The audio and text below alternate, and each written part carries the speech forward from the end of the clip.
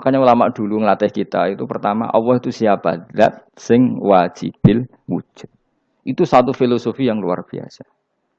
Nah, kemudian setelah itu ada setan-setan kecil yang nganggur, yang iseng. Nah itu nggak usah kamu perhatikan. Tinggal delok TV, ngopi, terus tinggal nyate kelata. Enggak saya tamak, pingsan deh. Syukur-syukur stres deh. Dugaan saya, setan saya gue pingsan, kurang gizi. Karena memang setelah itu setan goda gini. Lalu sebelum Allah jangan-jangan ada wujud yang lain. Lalu Allah sendiri awal mulanya gimana? Kata Nabi, jika ada pertanyaan seperti itu kamu harus berhenti. Tinggal delok TV atau tinggal penting aja delok dangdutan. Ya kalau kepeksa ya apa-apa, kelasem ae. Saya tidak menghalalkan tapi kan sudah kamu lakukan. Karena itu lebih baik ketimbang pertanyaan filsafat. Banyak orang yang dulu sholat ketika sekolah filsafat tidak sholat. Alasannya sampai menemukan jati diri itu Tuhan. Dan itu bahaya sekali karena Nabi berkali-kali bilang kamu jangan mikir tentang Allah pasti rusak. Orang kok mungkin rusak dari Nabi pasti rusak. Nah cara menghentikan gimana? Karena setan ini makhluk, akal-akalannya gampang. Tadi tak warai, saya sebagai ulama, atau sebagai manusia, atau sebagai orang awam, atau sebagai siapa saja. Kadang ada pertanyaan seperti itu. Tak tinggal anggeling dharma, kan pusing setan. Ini kan ngenteni. Weh, ngenteni bar lo anggeling dharma. Bariku aku lesu mangan mie.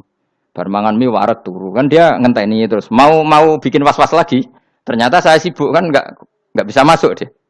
Bangun tidur aku selali pertanyaan tadi. Dinteni. Nah, dia masuk lagi aku sibuk ngajak anak jalan-jalan. Jadi saya kalau jalan-jalan di pasar itu wis enteni tan santai wae. Itu memang resep dari Rasulullah. Jangan sampai orang terjebak filsafat yang sampai menanyakan eksistensi Tuhan. Dan dia tidak mau iman, tidak mau sholat, tidak mau puasa sampai menemukan Tuhan itu siapa. Itu jelas minas syaitonir rajim, itu perilaku setan. Makanya Rasulullah setiap ditanya sahabat gitu itu Nabi guyu-guyu. Dan guyunya Nabi itu kata Nabi, baguslah kalau kamu takut Tuhan kalah kata Nabi. Nabi gojok gitu. Maka ada ulama yang punya seni berargumentasi, yaitu Imam Ghazali. Jika setan tanya kamu, lalu sebelum Allah jangan-jangan ada wujud yang sebelum Allah. Kata Imam Ghazali, ya itu saja yang Tuhan. Yang Allah ini enggak jadi Tuhan. Ya berarti wujud sebelum Allah itu yang benar-benar Allah. Kalau kamu bayangkan lagi, jangan-jangan sebelum itu ada wujud lagi. Ya itu saja yang benar-benar Allah. Sehingga tetap Allah itu menang terus. Paham ya? Yang jelas jangan sampai didahului Adam. Karena kalau didahului Adam lebih ngeri lagi. Karena sesuatu yang enggak ada menciptakan yang ada. Itu lebih buruk lagi menurut akal. Menurut apa akal? Nah, daripada kamu enggak salim Imam Ghazali, tinggal saja ndelok. Tadi ndelok sinetron. Ndelok yang lucu-lucu aja. Ndelok sing lucu-lucu.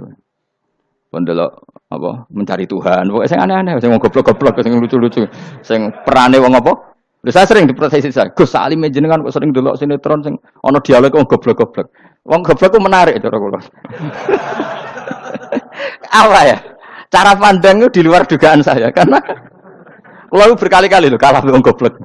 Jadi makanya ini tak cerita nih beberapa kali yang jari Gus Wak cerdas berkali-kali kalah wong goblok. Ada seorang santri itu ingin dibelikan bapaknya itu sepeda motor. Bapaknya wong desa, senengane ngrumat sapi wedhus. Lah menurut saya ya orang tuanya itu mampu lah, sangat mampu untuk beli itu. Pak mbok ditukokno mawon wong sepeda motor. Kata bapaknya, "Anakku nu jog mondok tak goblok, Gus. Wong njaluk kok sepeda motor, njaluk mobil ora ya goblok. Lah kok goblok, Pak? Jenenge donya iku Gus, sing lahirno donya kok sapi iku ndek anak, wedhus ndek anak jenenge donya. Di mana-mana jenenge donya sing lahirno donya. Iki donya kok mangan donya. Mergo motor iku kan tuku bensin, mobil. Iku cara dekne iku goblok Gus. Wah. Batin berarti kabeh kiai goblok perkarane tuku donya sing ngentekno donya. Cara dekne donya iku sing lahirno donya. Batin kok pinter iki batin. Untungnya saya ini ulama ya, ahli tafsir ya malu. Sebenarnya kalah itu ya malu. Tapi saya sebagai orang objektif fair, itu teori benar apa? Jadi donya iku ya sing lahirno donya. Donya kok mangan donya iku goblok. Untungnya dia dengan saya itu jaraknya 5 kilo 7 kilo karena 7 kilo. Lala dia diterkon sepeda motor, aku tetap mau kalah. Pak, nanti jalan kaki saja. Karena kalau pakai motor ini kegoblokan kata saya. Terus mendingan nih. Loh Gus mau kalah tadi.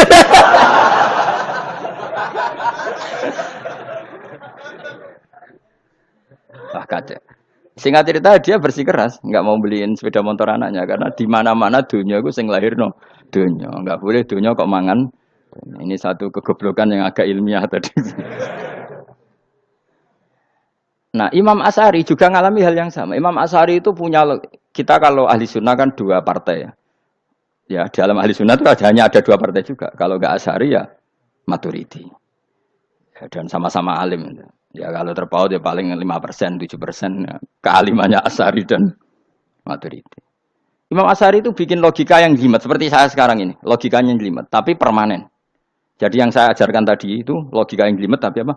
Permanen. Karena tadi alam raya ini kadung wujud. Kalau kadung wujud pasti pewujudnya yang menciptakan wujud pasti adalah kewujudan. Karena al-adam la yu'atsiru syai'an. Di mana-mana kenihilan tidak yu'atsiru syai'an. Ya sepakat ya, gampang kan? Tentu wujud ini prima disebut wajibil wujud. Lalu Imam Asy'ari itu bersikeras. Kalau imanul muqallid itu tidak diterima.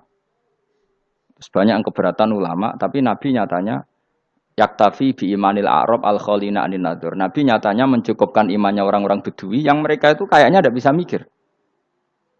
Ya, Nabi yaktafi bi imanil a'rab itu wong desa al khalina anin nadzur yang mereka itu tidak bisa apa? Berpikir. Singkat cerita Imam Asy'ari survei. Coba ayo kita tanya orang-orang kampung. Ternyata kegoblokan orang kampung itu ya ilmiah, masyhur itu. Imam Asy'ari saja harus belajar dari wong awam, wong goblok-goblok. Kita kok ingin ya Badawi bima araf tarobak. Kowe kok iman be Allah itu bima araf tarobak. Lalu kamu tahu Tuhan kamu atas nama apa? Dengan logika apa? Jawabnya enak ya. Al-ba'ratu tadullu alal ba'ir wa atharul aqdam yadullu alal masir. Angger ana tletong ya ana ontane. Angger ana bekas delamaane wong ya ana sing bar liwat. Jadi misalnya ada bekas teracak anjing, berarti anjing habis liwat. Ada bekas apa ular ya berarti ular harus liwat. Ada bekas tercak manusia ya berarti manusia habis liwat. La wa hadzal alam asarun min asari qudratillah. Alam iki bekas mesti ana sing gawe. Jadi Mas Ari pinter juga, mesti logikane gak jelimet tapi agar ana tletong ana sapine. Ana tracake wong berarti ana sing bar liwat. Dene ngomong gampang wa asarul aqdam ya dulu alal masir.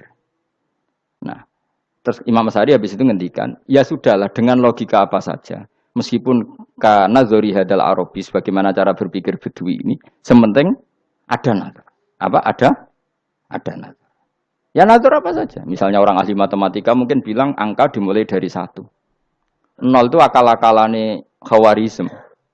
Mergo ini kebingungan nulis 10. Tapi tetap angka itu dimulai dari 1. Kalau misalnya 1 untuk mecah kesulitan ya harus dimulai 0,1. Tidak bisa 0 tok. Jadi 0 dulu itu untuk mematahkan kalau jumlah itu tidak sampai 1. Tapi faktanya jumlah itu kan pasti 1 karena dimulai dari wajibil wujud.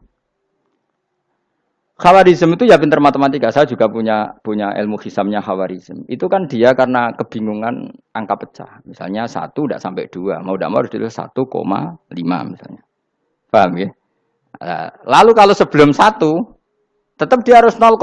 Lalu hakikat 0,5 itu kan bagian dari wujud apa bagian dari Adam? Tetap bagian dari wujud.